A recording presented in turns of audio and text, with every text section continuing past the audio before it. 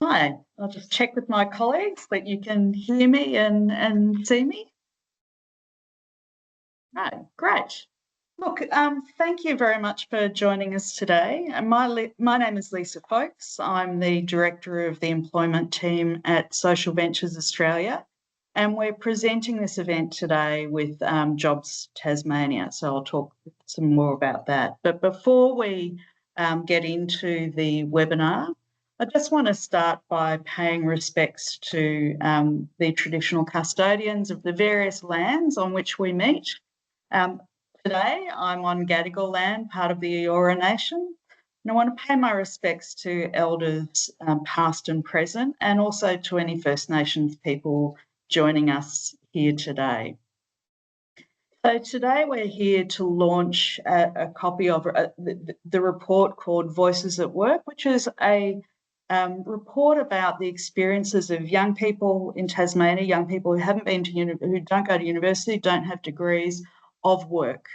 And it was really designed to try to inform the work that SVA is doing with local employers through the Employer Innovation Lab, so aiming to try to create better opportunities for young people at risk of exclusion, but also to contribute more broadly to the conversation about what needs to happen, and particularly what employers can do to create better quality jobs, better futures for young people in Tasmania.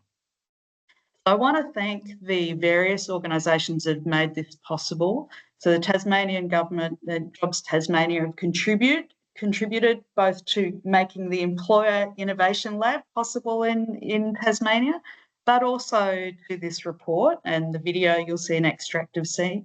But also our work in the Employer Innovation Lab is supported by Macquarie Foundation and Paul Ramsay Foundation, so I want to thank them for making it possible. So what are we going to do today? First up, we're going to hear from Dr. Jacqueline Mackaway. Jacqueline is one of the two authors of the research, and she'll take us through some of the key findings of the report.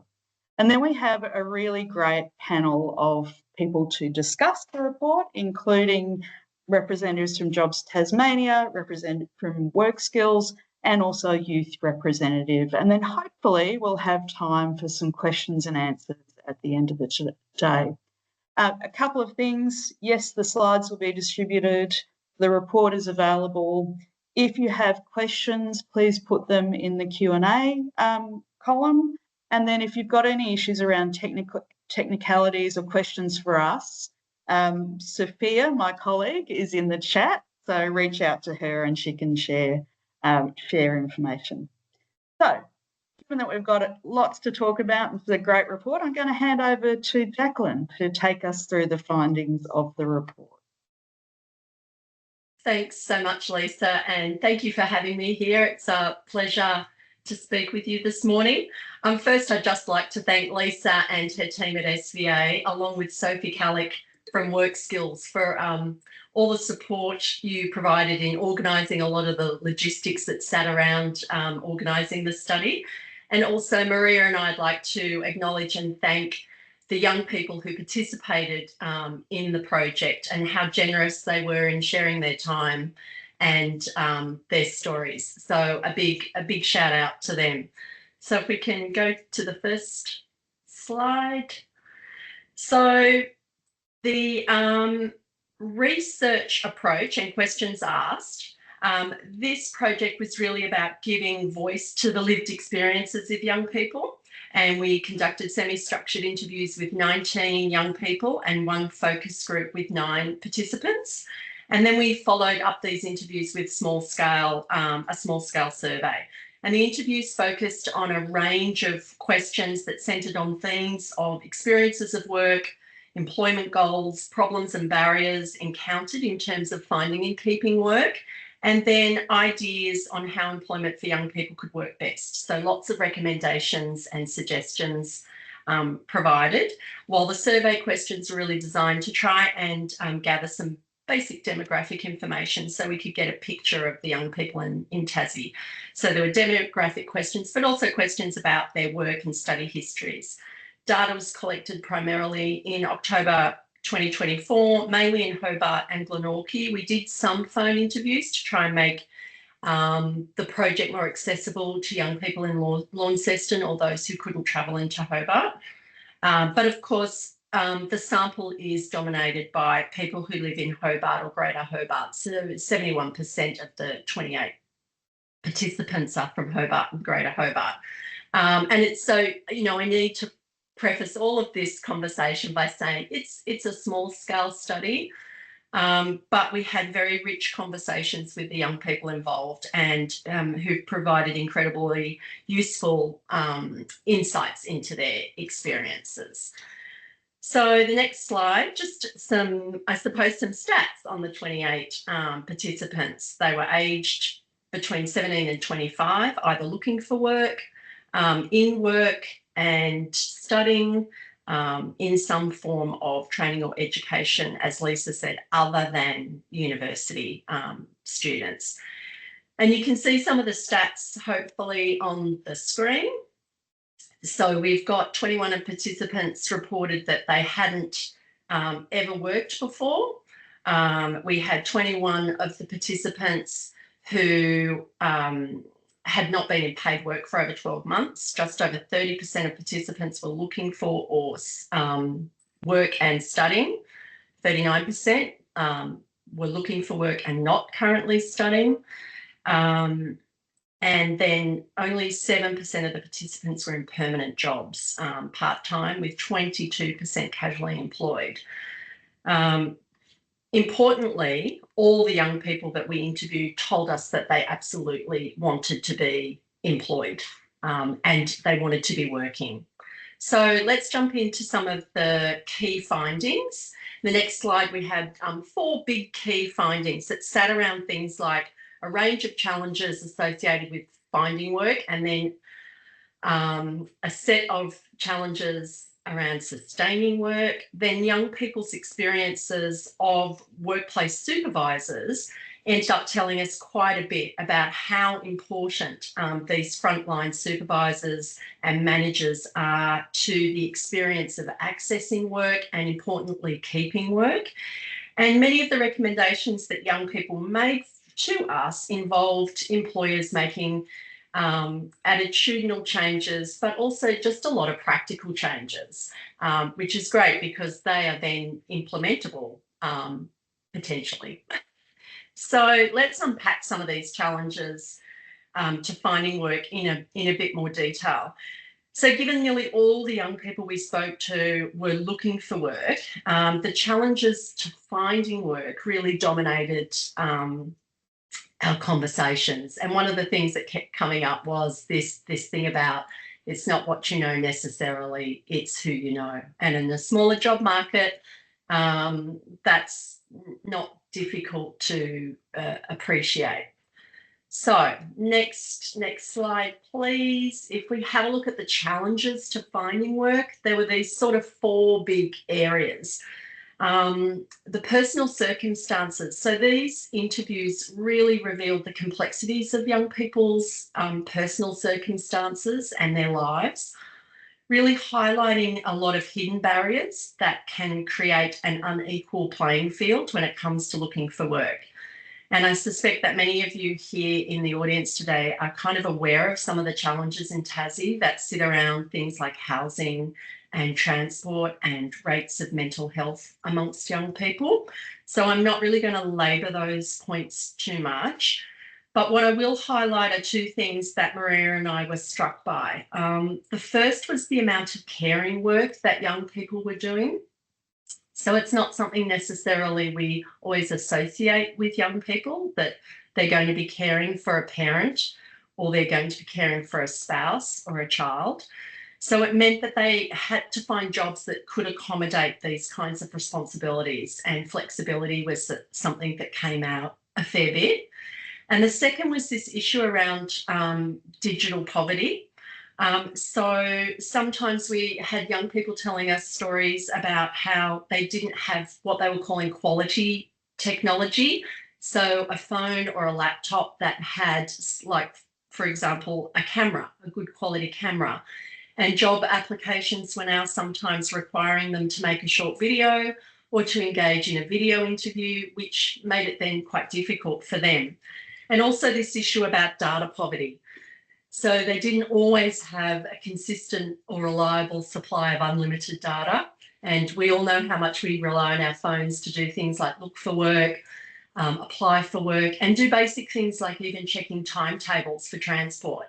So that was then becoming problematic. So this leads into some of the kind of recruitment practices that young people shared with us. So this issue of technology bled over into some of these practices. So, for example, relying on a video interview or a video application was problematic. But so were these, they talked often about these kind of repetitive, extensive online application processes, being asked the same questions different ways multiple times, and then having to do lots and lots of applications that were different enough that they had to tailor everything. So it became quite onerous and time consuming. And these costly credentials and background checks, so things that they had to do as part of the application process. So, for example, get a white card or some kind of other check, rather than that happening once they got the job. So that became problematic. And then some things that young people, was really interesting to Maria and I, where they were talking about how they felt Tassie was quite conservative, and that they felt that there were certain jobs that required dress codes, or there were preconceived ideas about gender stereotypes or acceptable personality traits. And so they mentioned that while they appreciate that if you had an outward facing job with the public, you needed to present a certain way, they felt quite sort of conflicted by having to hide themselves. And that felt disingenuous and, you know, sometimes highly uncomfortable for some, while impossible for others to hide who they were.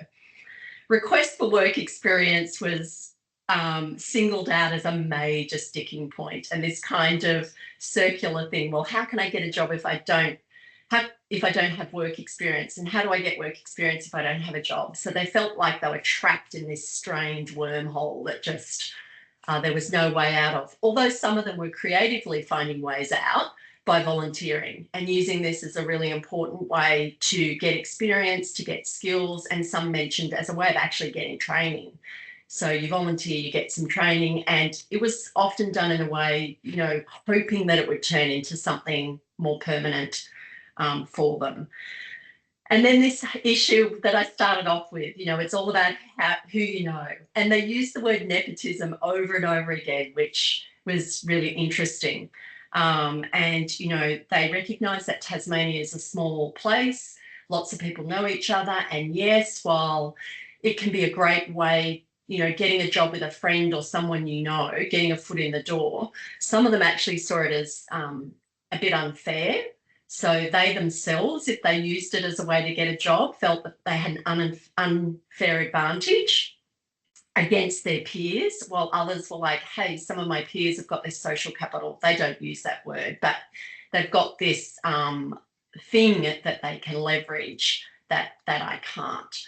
And it led to these feelings of kind of hopelessness. You know, if you don't have the right connections, you know, you're kind of stuck.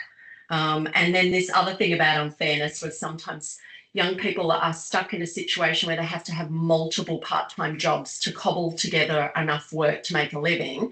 And then they felt it was unfair. Some people had 2 or 3 jobs and other people didn't have any jobs. And some were prepared to actually leave Tassie to try and carve out a better opportunity for themselves, despite the fact that there were, you know, a deep love for the state, for their home state. So that at times, you know, you felt, oh, that's tough. You know, the idea that you have to leave a place that you love just to try and make a better life for yourself. So if we go to the next slide, barriers to sustaining work. So, you know, as I say, it can be a challenge for young people to find work, but once you find work, it can also be a real challenge to hang on to it. And so things like most young people were encountering what they were describing as poor quality jobs, and they described some employers as careless employers.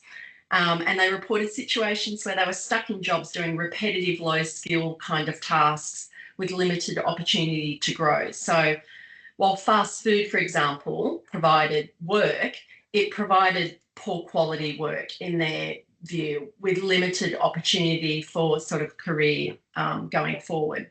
Many felt like employers saw them as disposable, and how that manifested for them in real time was that their young age meant they were cheap to hire to begin with, so they'd get a job.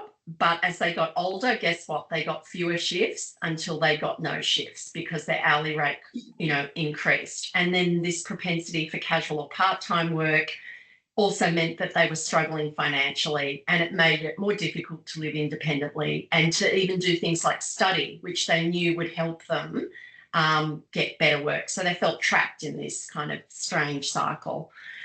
And then others also felt like they were being forced into industries that didn't suit their skills or their personal circumstances or their aspirations, like construction. So while they recognised that construction in Tassie was a big industry, some of them said, it's just not a good fit for me. I would be better in retail, or I would be better in a caring profession, or I would be better in a tech job. Young people then described a range of things that they found really poor treatment by employers. So things like cash in hand jobs, which meant sometimes they were underpaid or not getting access to entitlements that they suspected they should have been getting access to, like superannuation. Things like short notice of work and insufficient staffing levels came up. So sometimes they were in situations that weren't enough staff, and they felt highly stressed and overly responsible, and at the same time kind of not really trained well enough to do what it was that they were left doing. And this left them feeling quite disenchanted. It was like, well, if you're going to give me this responsibility, train me properly and provide real opportunities. Many felt like, they were just maybe invisible, and that their futures weren't being thought about. And they were questioning their long-term plans, ideas they had when they first left school about what they might like to do. They were kind of giving up on those hopes and aspirations. And some, as I say, were prepared to actually leave Tassie to find a better way for themselves. So next slide was where we got sort of stuck into lots of conversations about supervision and working with good supervisors and not so good supervisors. And while we heard some unfortunate stories of, sometimes the extreme cases of quite aggressive or hostile supervisors, we also heard good stories of supervisors who really cared, and they understood that young people, this was their first time working, and they were learning what it meant to work, the value of work to themselves, the value of work to others. And they invested time in giving clear instructions, making expectations clear, offering plenty of work, and offering a supportive environment so that young people felt motivated, they felt cared for, and they wanted to work hard and were given that chance to work hard. So we unpacked that a bit more. Young people, when we looked at both the positive and negative stories of work experience, we found some really useful insights as to what young people valued in a supervisor. And as I say, some of these are quite practical actions that employers and supervisors can take. Some of them, attitudinal, which might take a little more effort. But things like encouragement on the job. So many talked about, if I could just get some regular feedback about what I'm doing well and where I could improve. And many spoke about that they loved it when their boss actually knew what they did, were familiar with what it was that they did, because it helped manage expectations and keep it real. Their boss didn't expect, unrealistic things about what a young person with limited work and life experience would do. Respect for personal circumstances. This was a big thing, being seen as a whole person with a life outside of work, that sometimes, yeah, they might not have access to transport or easy access, that they had financial pressures, they had caring responsibilities, they might have medical needs, things like inducting and training properly so that they could work independently, but also so they could work safely. A couple of young people talked about bosses they loved who really took health and safety at work seriously. They offered proper equipment, they offered breaks, proper breaks, and they felt respected. And also bosses who didn't assume that just because they were young, that they were physically capable of doing all things, that sometimes young people have limitations physically as well. Physical and mental limitations as well. There was a big thing about just trust us, avoid over surveilling us. We want to come to work, we want to work hard. And if we're not given enough work, yeah, sometimes we will pull out our phones and look at our phones. And also the big thing was, you know, give us a chance, give us opportunities to work. Don't just hire based on experience, hire on potential for a really good employee. And I think the last slide, Lisa, lots of words on the last slide, but I'll just highlight a couple. There were some really interesting things. Suggested a paid work trial. If we have no work experience, you know, maybe give us a week on the job and we'll show you what we can do.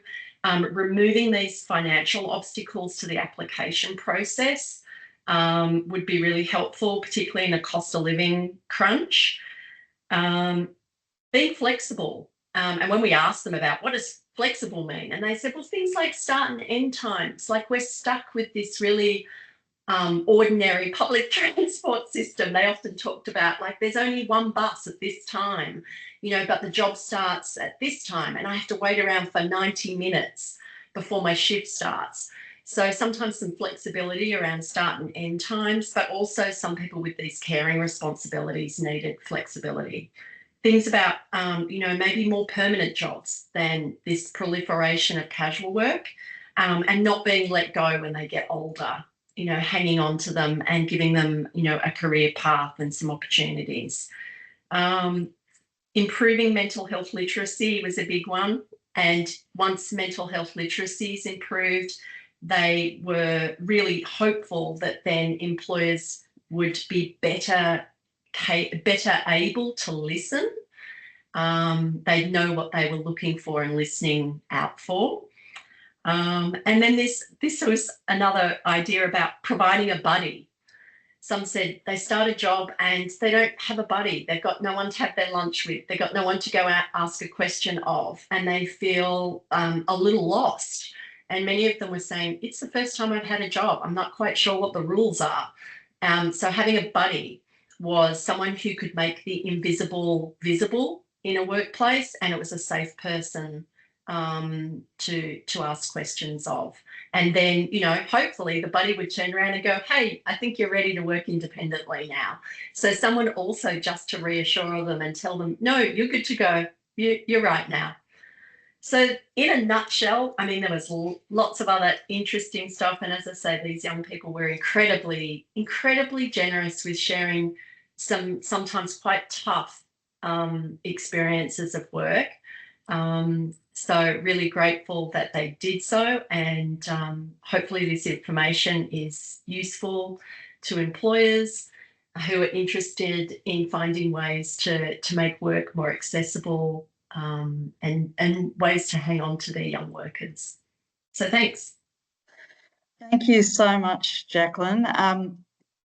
Just a huge amount of, you know, really rich material, but also really obvious things, basic things that employers can do to make a difference, which I think is really great. You know, that is the point of trying to do this work, is to bring those perspectives, those experiences to life. So we'll go to our panel in a minute, but before we do, so as I said, we commission this research because we bring it into our work with employers. So we're working with 8 Tasmanian employers at the moment to try to help them who are interested in trying to figure out how they can create better workplaces for young people who might miss out. Part of what we do once we've got the report with all of its great words is we also do a video. So I'm just going to show you a very brief snippet from the video that we created for the lab, which shows some young people talking about their experience. For the last about 3 years, I've been looking for jobs, getting interviews, and then being told that I'm second best. Everywhere that I've applied requires several years of experience. I am currently unemployed. I don't believe I've ever had a properly employed job. I get excited about possibly landing jobs, and then they don't get back to you, and it's the most disheartening thing. No one is going to get a job if they don't get feedback. You can't learn from mistakes if you don't know what your mistakes were. I try to find full-time work, but it's a bit difficult because I don't have any license, and I didn't have anyone else that I knew that drove or had their full license to help teach me. So there's a couple of times there where I've gone to catch a bus and just hasn't shown up. I could be 10 minutes early. Sitting there waiting and it still won't show up. Yeah, nobody wanted to hire me because I couldn't get to work. If you can't get to work, then you know much use. I managed to get a domestic cleaning job after about maybe 7 or 8 months. So at the beginning I was fairly slow, but I really, really did sort of try my heart out to get up to speed. And then I got a text one night, which was basically, I think you should quit. I think with the right training, particularly to know how to speed up and just had more support, I think it would have worked out better. Managers just didn't have the respect for their workers. They didn't really understand. I've got Graves' disease where that requires an appointment every 3 months. I've also got like FMF and stuff like that where it also requires catching up with doctors and stuff like that. And like they just did not get it. Like I had to have those appointments. I felt so targeted for, taking those days off. They weren't very understanding that people go through so much. The advice that I would give to an employer if they wanted to improve the workplace for young people would be just listen. Ask what can I do to support you? The managers should understand emotions and mental health. People have lots of things going on behind the scenes that you might not be able to tell. And if you just ask, then you might be able to find ways to work around them. There is obviously a majority of young people who are willing to work, putting the effort, wanting to learn. Just give them a chance. So I gather from the chat that some people could hear and some people could see, but then some people got nothing. So this video will be up on Vimeo. For those of you who did get to hear and see some of that, I think it's always very powerful when you hear from young people themselves about their experience. And to that end, we have a panel that includes a couple of young people who have been very generous in offering to share their experience with us today for the panel. So we've got Caitlin Sayer and Abby Richardson. And I know, Abby, that you've had some trouble getting into the hookup. So I hope that you can turn on your camera and unmute and that we can get you in. But I'll start with you, Caitlin, because I can see you on the screen. So I can see that you're here. Interested in your reflections on what you've heard from Jacqueline, but also seen in that video, and to what extent does that reflect your experiences? It is very accurate to the way that I've sort of been dealing with things for my journey. I mean, it's been at this point nearly 3 years, and I've come up against almost all of the same struggles that have been pointed out. I mean, it isn't easy being a young person trying to get a job, and I happen to be just on that sort of line where I'm almost not considered to be like a young person anymore, and that makes it ultimately way harder. And like it is just a bit like the girl said in the video, it's very disheartening. Like it is a very difficult way to live your life, constantly feeling like you're coming up against that boulder and pushing it up the hill and falling back down. Yeah. And what about those reflections on what employers could do? I mean, what do you think? What would you like to see employers do more of or less of? Yeah, a lot of that is they're very good insights. It is definitely a different experience having gone through the process and numerous times and seeing sort of what I feel is like a little bit annoying, like the lengthy applications, my lord, sitting there scrolling through like 40 different pages of the same question over and over again. Half the information's in your resume anyway.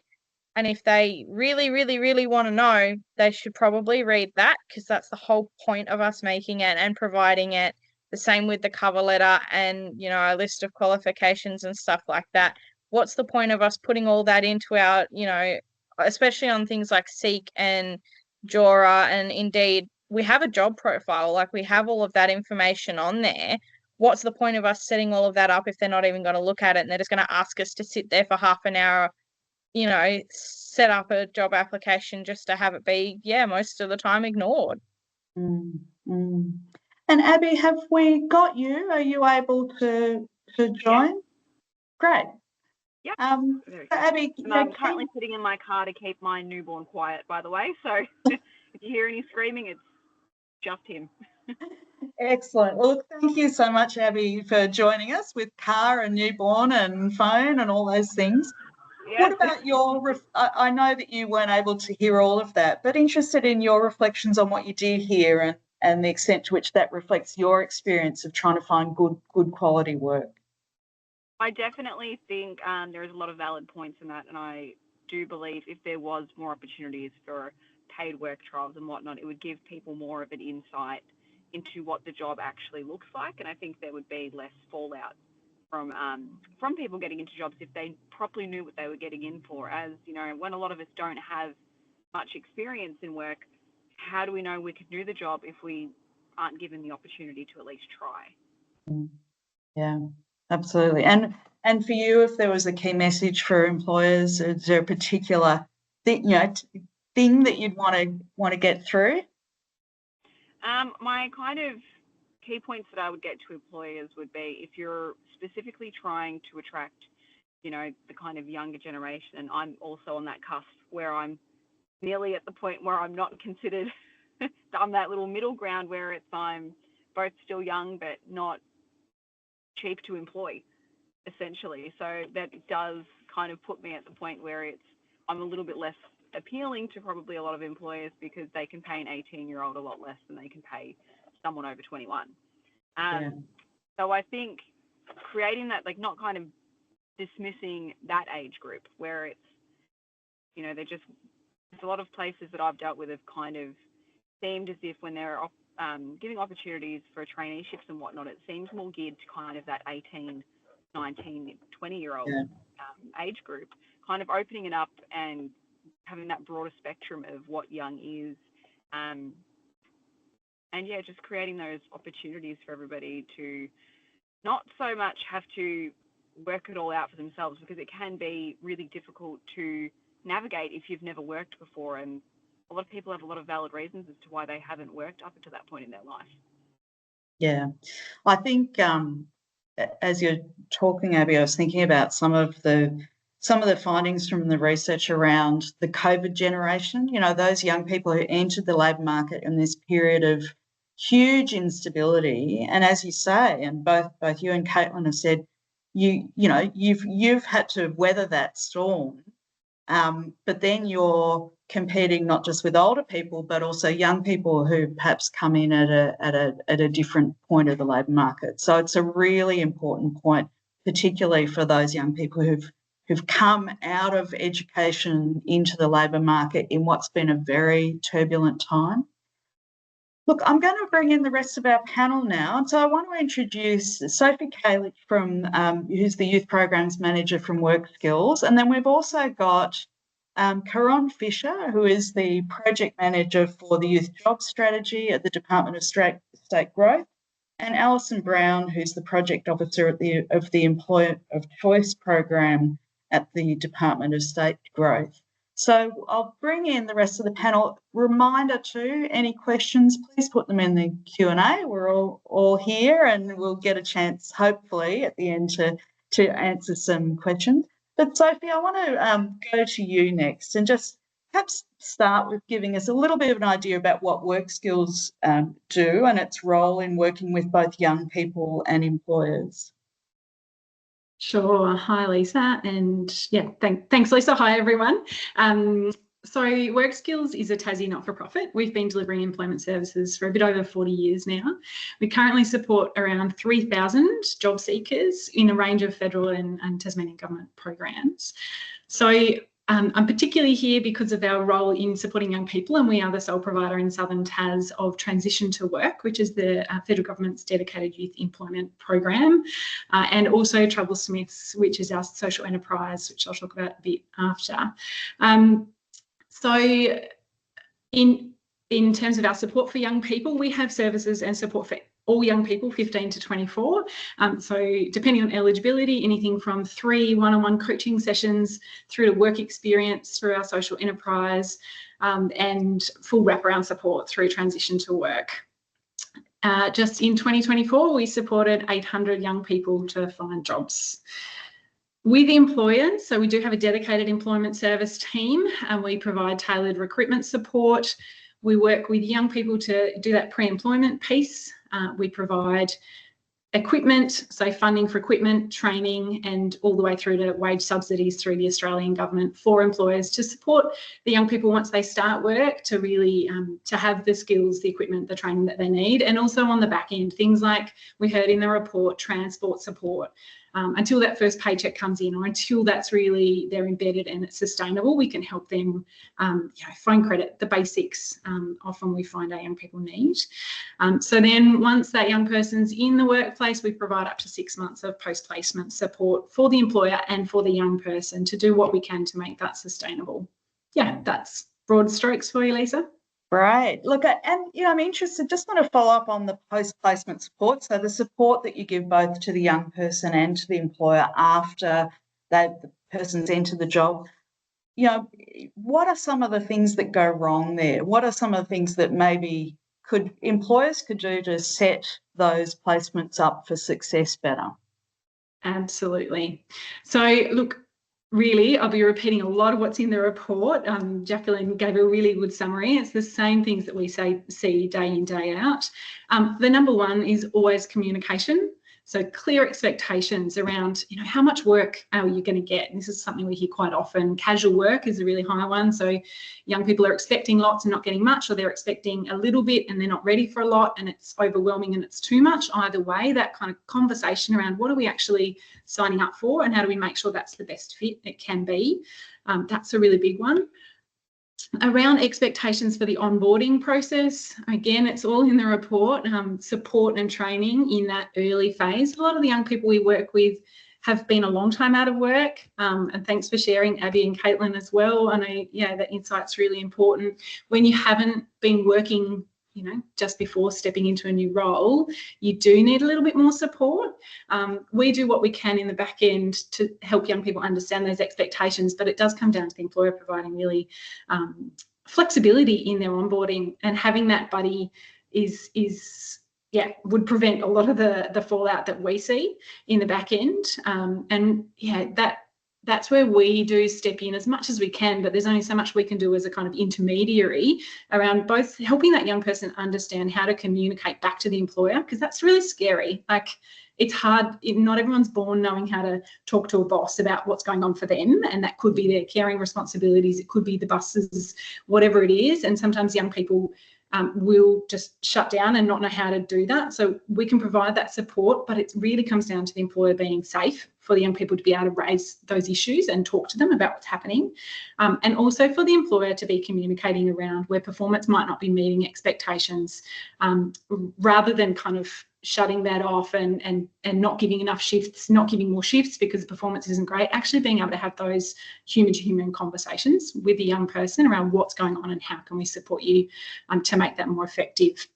So, I mean, it's exactly repeating what's in the report, but I guess just if I can, quick little plug. So, you know, if you are an employer looking to employ young people, we have plenty of young people, diversify that talent pool and work with you and work with us around that. We also, through our social enterprise, Troublesmiths, have got some training coming up in May with the TCCI, the Tasmanian Chamber of Commerce and Industry, one for supervisors specifically to help them understand and learn how to be a human in the room, like we say, just to communicate more effectively, provide that really human support and treat young people as whole people, and also for young employees to support their them as they settle in and also their growth and development with the organisation. So to answer your question, that's fantastic. Yes, some really practical things, but also a place to go. So that's wonderful, Sophie. I'm going to bring Caron Fisher in now. Caron, can't see you on the screen. Hoping technology's still. I'm here. Okay, all right. Would just be my screen. So, I was going to ask you about the Tasmanian government's youth job strategy released last year. Interested in what it's doing to respond to some of those issues, and so I guess whether the issues that you came across when you're consulting around that report, marry with what you hear through the research. Thanks, Lisa, and thanks for having me this morning. I guess to the second part of your question, overwhelmingly, we heard the same things. And we also did quite a lot of research and reviews of other consultation processes, both, here. So we've got Child and Youth Wellbeing Strategy, Tasmanian Youth Voice, and then also looking at the rest of Australia and internationally, and it's all saying the same thing. And it's nothing was kind of groundbreaking. It was things that have been said for some time. So I guess for me, the nepotism one was really interesting, that young people are using that word, that they are so acutely aware that in Tasmania, it's not what you know, it's who you know, and how disadvantaged they are when they don't have access to those networks and connections. The perceptions of young people was one that came up a lot for us as well. We had a lot of young people that spoke of employers, and in fact others in society too, that make these assumptions and generalizations about the willingness and capacity of young people to work hard. And they sort of clarified as well that it's often misconstrued nervousness and uncertainty that is being taken as laziness and lack of interest in the workplace. Probably one of the strongest ones that came, or strongest themes that came through for us too, is the lack of real entry-level jobs. And I say real, excuse me, because that means you are willing to employ someone that has no experience and, is not expected to work in an unsupervised or in a skilled manner. You've got advertised roles calling for extensive experience and levels of qualifications for something, that's fairly basic work. And then interestingly, those young people that were actually to sort of break into the labour market into an entry-level role were finding that there's this expectation that they suddenly hit the ground running, and insufficient onboarding and training and supervision because they are actually expecting them to come ready completely to do the job on day one. In terms of what the strategy is doing to address this, I think it builds on that theme of keeping the young person at the centre. So a lot of the work that will come out of the strategy is taking a universal design approach to raise the level of support across the board for all young people, but with that person-centred model that allows the support to be tailored and adapted for the needs of the individual. We've also designed the strategy to look at both sides of the coin. So we're looking at both supply and demand. Obviously, supporting young people and improving youth participation is the focus, but we're also looking at the growing skills and workforce needs of employers and industry, and what their role is in providing opportunities and supportive work environments for young people to be part of that future workforce. And they absolutely will need to be. We simply will not have enough workers, even now, but heading into the future without the young people coming through now. I guess super quickly, just to touch on, I guess, the practical things that we're already doing. So we've had started the Employer Innovation Lab, and that's been so exciting to see those kind of entry-level pathways pilots coming together. There's quite a lot of investment to improve access to vet in schools so that young people can actually get some of that skill development in school to be able to support them as they are looking for work. We've got some driver education and licensing programs in partnership with RACT. And I guess one of the most exciting ones for me, a priority project in this first phase of implementation, is developing a career guidance framework, which is in recognition that there is no real consistent coordinated approach to careers for young people in Tasmania. So this is aiming to provide that universal, equitable access to career support right across the spectrum. So from, in school, or even if you're not in school, from 15 right through to 25, and even beyond too. I guess acknowledging what Caitlin and Abby have said, the strategy isn't about having a hard line at 25 and then we don't care about you anymore. It's recognizing the support that you need through that transition as well, so that you are still, young people will mature and develop and grow at different rates. We can't expect that at 25 everyone is at the same place. So and I guess just the last thing to say on this strategy, that the sustainability of these practical actions, requires that strong systems reform approach, but it also requires changes in mindset and changes in behaviour. And so, we're looking to drive that across all parts of the ecosystem. So in government as well, also, employers and industry, to really listen to what young people are telling us and start changing that practice and perspective to create opportunities for young people to succeed. Yeah, thanks, Caron. I think when Caitlin and Abby spoke, every time I hear young people talk about their experience of entering the workplace, it throws me back, decades to when I entered the workplace. Mm-hmm. No idea. Like, how are you going to know? So, I think it's very easy as we go on in our working lives to forget how bewildering it is when you first step through the door and you have to take your role as a person in the workplace. So I think checking in with young people, listening to their voices is so important, because it's a reminder of how tough that journey is, but also that the labour market's moved on. So the things that I found tough then, now there's a whole lot of new challenges for workers coming in, which is really important. I think that's sorry. Just to sort of double down on that, I guess that it is fascinating to me that, everyone recognises that the world is changing, the labour market has changed. We've had this huge thing called COVID, and yet so many of our practices and approaches to youth employment is the same as it was 50 years ago. So I think, just to really drive home that absolutely we should be doing things differently. Yeah. And young people's voices are so important in understanding what it would look like, what different looks like. Alison, I'm going to hand over to you, and I guess interested, you're working on the Employer of Choice program, and what are some of the things that you talk to employers about, or that employers can do to make a difference? Yeah, look, absolutely. Thank you, Lisa, and hey everyone. Thank you very much for having me. It's it's always a real privilege hearing from young people.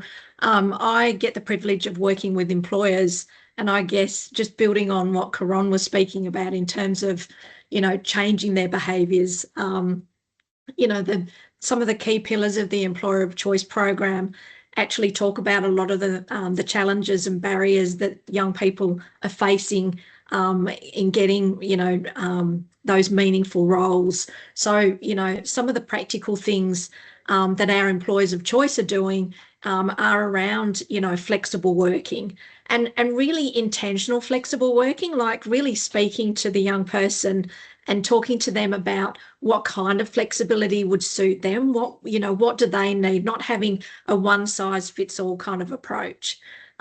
even before sort of, you know, the onboarding, any kind of recruitment practices, can you, you know, pause and reflect and have a really good look at what your recruitment practices are?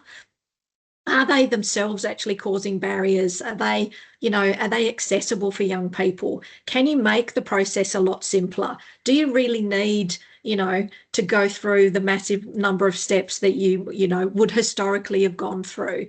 Can you look at your position descriptions and the actual ad that you're putting out there and really make it simplified and make it really accessible so that people understand what they're actually signing up for and what they're applying for? Because a lot of the times, you know, through the Employer Innovation Lab, discussions with young people were that, you know, position descriptions are wordy, they have lots of jargon, so cut the jargon out and just tell me what I'll be doing.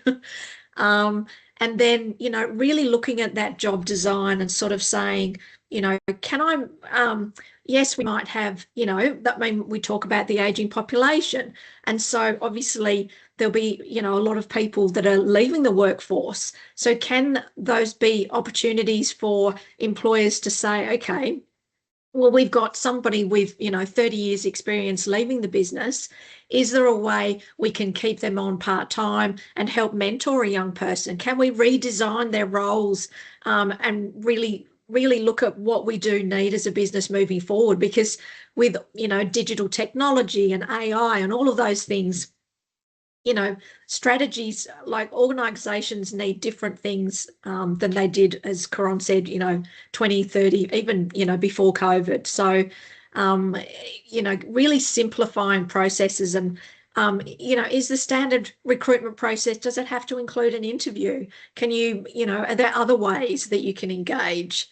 And then the onboarding process, again, is so crucial, I think, because a young person's first experience in the workforce, you know, is critical. And, you know, can you assign a buddy? And even sort of explaining basics. You know, I'm going back even to my day. I remember them teaching me how to actually answer the telephone. Well, I still need, you know, if I went to a different workplace, telephones these days can be so complicated. So basics around using the equipment and the technology that you've got in the workplace. When am I going to get paid? What does that look like? What's my payslip actually mean?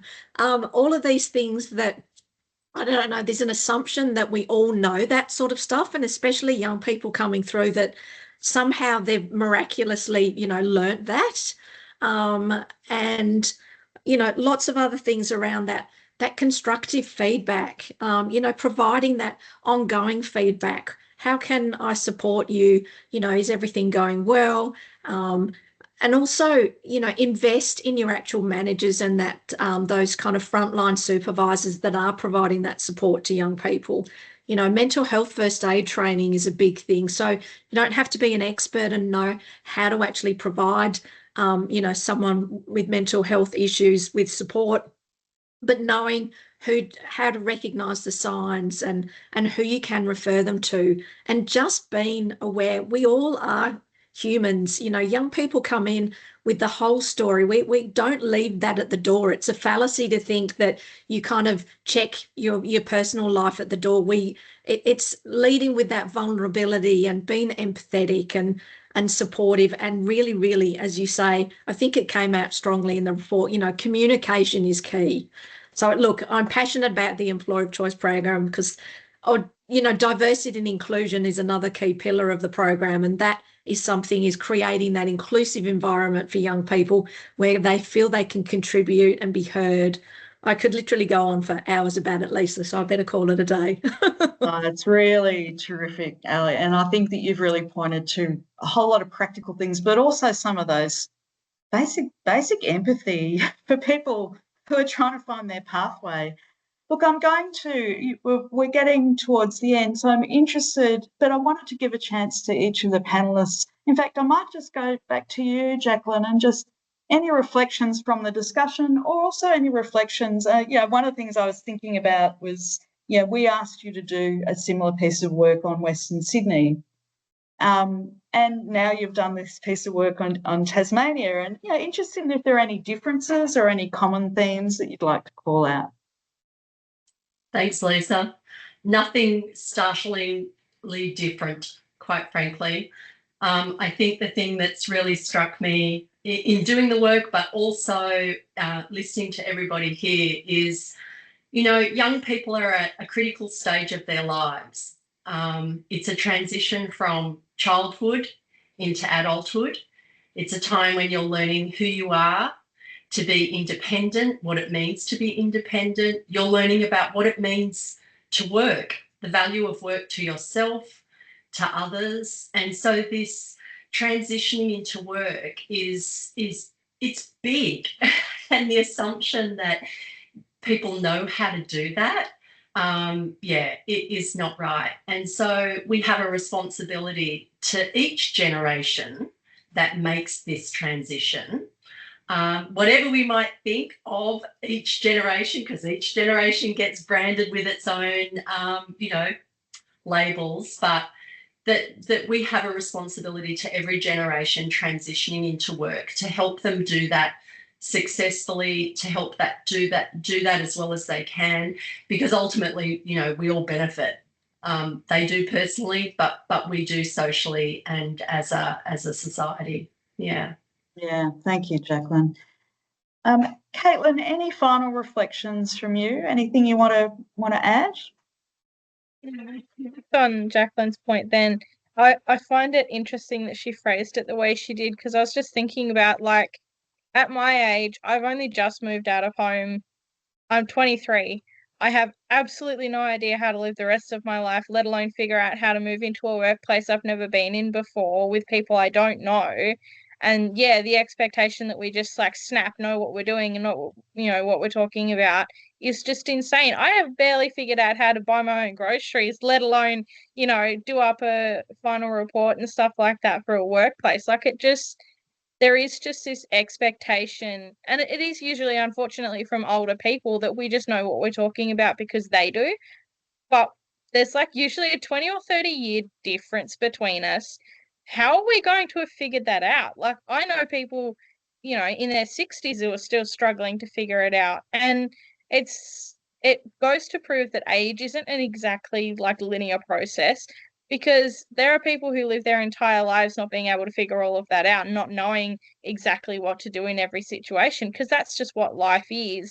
And I think being in a workplace and being, I suppose, in charge of a workplace and having that expectation that work and life are totally separate ideas is just a bit ridiculous, because they're not. At the end of the day, work is part of life. So if you have trouble figuring out how to live life outside of work, no guarantees that you're going to know how to do your job either. And having a bit more of a sort of kind and accepting approach to that is going to be really key and important, because I know from my experience, I had a really 3-hour experience where I turned around and I was like, yeah, I know exactly what the outcome here is. I don't want to go back and do something like that, because there was just no flexibility on attitude and expectations. I had just broken into an industry that I had no clue about. All I'd ever heard was bad things about it from other people. And I was expected to just know what I was doing and be fine with it. And that sort of, especially for young people and people younger than me even, is going to be a real obstacle, because if you're telling a freshly 16-year-old kid that they suck because they don't know what they're doing, how are they going to have any confidence moving forward to do anything else in their lives? I mean, they might want to go to uni and do a full bachelor or degree or something like that. If they've been told at 16 that they don't know what they're doing and that's not good enough, how are they going to want to move forward into important things like that could set them up for the rest of their lives? Yeah. And because that's where I'm at. I'm starting to look to creating my own business where I'm in charge and I'm the only person I have to answer to, because of that pressure that I feel from everywhere else. And, that's not necessarily something we should feel we have to do. We should be able to just go out there and feel confident that we're going to find someone who takes us seriously enough to give us that assistance. Yeah, thank you, Caitlin. Yeah, well said. Abby, any reflections from you before we finish? I think I agree. I know that as far as assumptions go, that's something to, I think, be really vigilant about in the workplace and making sure that those assumptions aren't created on kind of, an opposite side of the spectrum of, because some people are young, I've had plenty of people in my life say, oh, well, you've grown up in the age of the internet. You should know how to do it. You'll be great at it, yada, yada. I grew up exceedingly poor. So there was no computer access in my house, nothing like that. It was not part of my reality. So having the assumption that I would immediately be, a gun at Excel or even, know how to send an email, something as simple as that was quite daunting to have that assumption made about me and no one really willing to help me learn those skills. Abby, that's such an important reflection because people assume these are the digital natives that, grown up with computers in their houses and laptops. It's not always the case. And I think that's a really important insight, what you've said from the report, and a really good one for us to finish on. So I'm just going to finish with a couple of little slides about where to get some more information. Download the report. It's really interesting reading, lots of wonderful quotes from young people. And I want to thank Jacqueline and Maria, her colleague, for the great work, and of course all of the young people who contributed to it. There's some more information on both the Employer of Choice scheme and the youth strategy, but we'll send this out with the with some links to the report and the slides afterwards.